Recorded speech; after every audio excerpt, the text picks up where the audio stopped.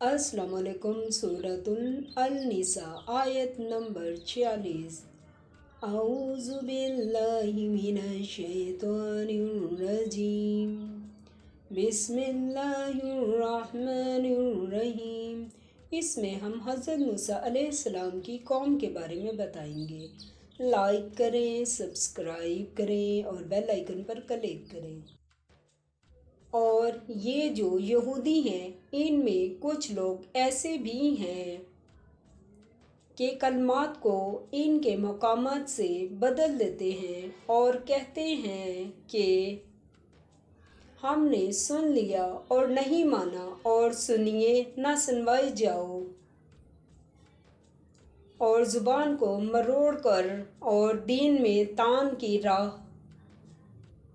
तुमसे गुफ्तगू के वक्त राय ना कहते हैं। और अगर यूं कहते कि हमने सुन लिया और मान लिया और सिर्फ इसमें और रायना की जगह उनजुरना कहते तो उनके हक में बेहतर होता और बात भी दुरुस्त होती। लेकिन खुदा ने इनके कुफर के सबब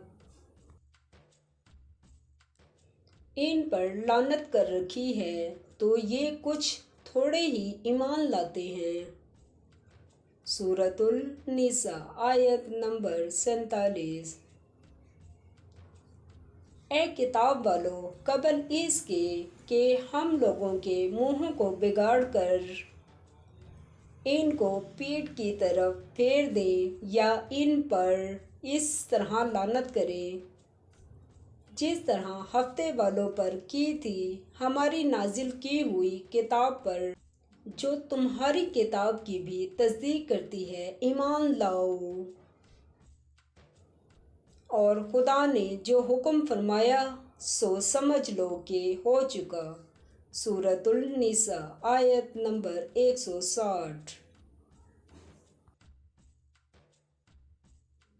तो हमने यहूदियों के जुल्मों के सबब बहुत सी पाकीज़ा चीज़ें जो इनको हलाल थीं इनको हराम कर दी, और इस सबब से भी कि वो अक्सर खुदा के रास्ते से लोगों को रोकते थे।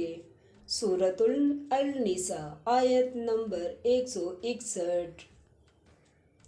और इस सबब से भी कि बावजूद मना किए जाने के सूद लेते थे, और इस सबब से भी कि लोगों का माल नाहक खाते थे। और इनमें से जो काफिर हैं इनके लिए हमने दर्द देने वाला अजाब तैयार कर रखा है।